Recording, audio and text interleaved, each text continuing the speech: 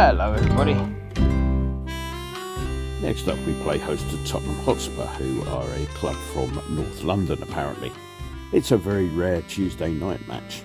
Kick-off is at the equally unusual time of 8:15 PM and live coverage in the UK is courtesy of TNT, who seem to have given up providing explosives for Acme to sell to Wile E. Coyote in favour of sports broadcasting. So, Spurs then, as I believe they're known. Well, it looks like a two-way fight between them and Aston Villa to finish in fourth place to grab what traditionally has been the final so-called Champions League spot. However, as part of UEFA's plan to show that they can ruin an already messed-up competition even further, the expansion of the group stage to 36 teams means that there may well be an extra place up for grabs, with 2 being made available to the federations with the best coefficient scores. These scores are based on how well a country's teams do over the 3 competitions. So it's an amusing thought that their participation in the so-called Champions League next season will thus depend to a large degree on how well we get on Thursday nights. Their first 10 games this season saw them come out of the traps like a suspiciously unfancied greyhound that had had some sort of illicit pharmaceutical added to its winner lot. They won 8 and drew 2, and at that point they were top of the league. However, there is a reason everyone laughs at them all the time, and despite all the claims from their supporters that this was definitely going to be their year, the rest of the world saw no reason to cease giggling. And as usual, the rest of the world was right. In November, the wheels fell off. It was as if the greyhound owner had seen his mutt win a few times and thought he'd not actually bother with the winner lot supplement this time round. Or perhaps maybe the greyhound owner was too busy to go and get his usual greyhound dietary supplement pusher due to his desperately trying to avoid a 45-year prison sentence for insider dealing. Either way, November put a stop to the "we're going to win the league" comments once and for all. They lost all 3 in that month to Chelsea, Villa and Wolves. Their first 2 games in December saw them draw with Manchester City, then lose the hilarious rope-a-dope match against us. By the time they started winning again in mid-December, the talk had gone from "we're going to win the league" to "hopefully we'll get into the so-called Champions League, if there's an extra place going.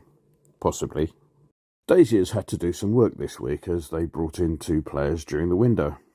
The first to arrive was German striker Timo Werner, who arrived on a loan with an option deal from Fizzy Drinks Leipzig. He's netted twice in 9 games since his arrival early on in the window.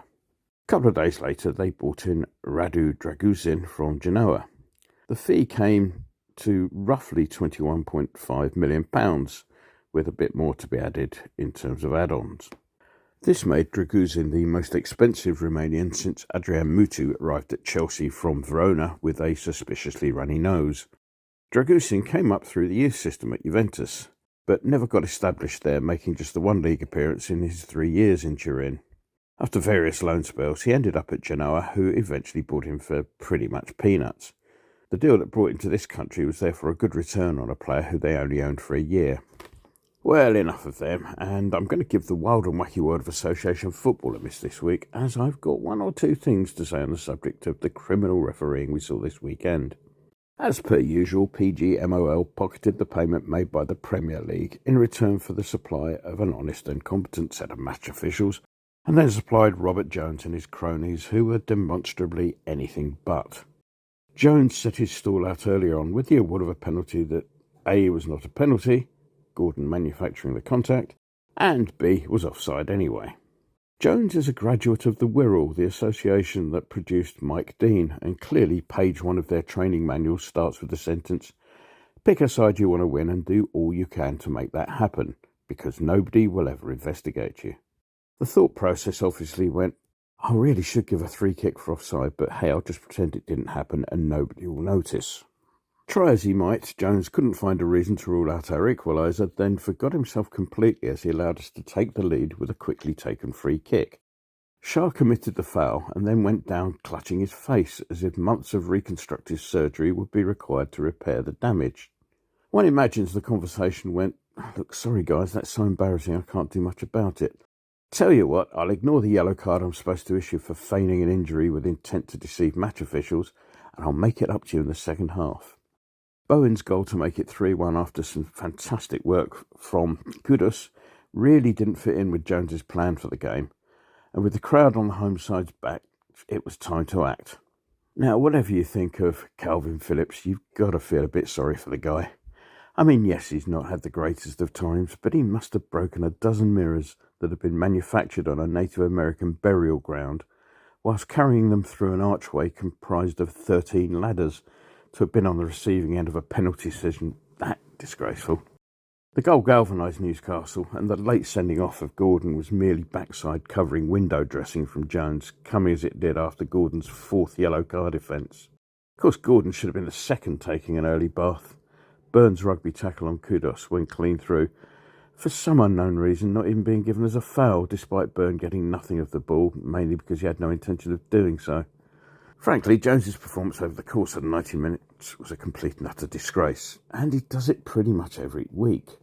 In any other walk of life, he'd be facing disciplinary proceedings for his flagrant manipulation of the laws of the game to his own ends.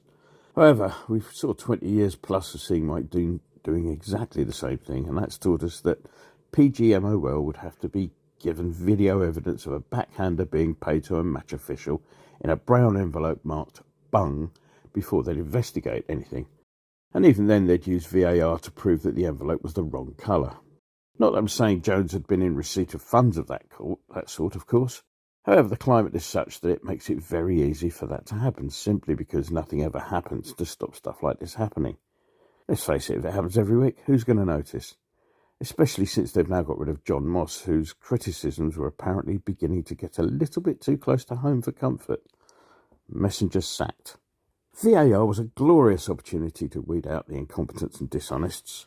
However, unfortunately, because it's in the hands of the same incompetents and dishonest, it's been used simply as another tool to be used to fiddle and cover up all that's rotten with our referees, aided and abetted by the very organisation that's supposed to stop these things from happening. PGMOL is football's equivalent of Thames Water. They've been caused to nationalise that particular effluent distributor, and if anyone's got any interest in dragging refereeing out of the gutter in this country, something similar needs to be happening here. The lunatics there have taken over the asylum, and surprise, surprise, it doesn't work. The FA needs to stop ignoring its responsibilities, which are FIFA required, by the way, and they need to take over refereeing right now. It's too important to be left to PGMOL, who basically don't give a fig as long as their highly paid executives keep drawing their six-figure salaries. Maybe this new football regulator can finally suspend the Joneses of this world. One lives in hope, but not much. For this game, on the absentee front, it looks like Areola will be out. He's done an abductor muscle, which saw Mavropanos taking all the goal kicks on Saturday until the substitution was made at half-time. The only other absentee will be Alvarez, who is currently suspended due to a surfeit of yellows. So to the prediction then. Well, they are inconsistency incarnate, blowing hot and cold in the same way as we do. So it's a difficult one to assess. And of course, as we saw at the weekend, predictions are a complete waste of time if PGMOL's finest come into a match with a particular result in mind. But nevertheless, I'll give it a go. I think it's going to be a high-scoring draw, so as one of the older season ticket holders of this parish, the £2.50 I was going to put towards a cheap shirt so that Sullivan and Brady can rip it from my back will instead be put towards a wager down at Winston the Turf Accountants to see that the match will end up as a 2-all draw. Enjoy the game.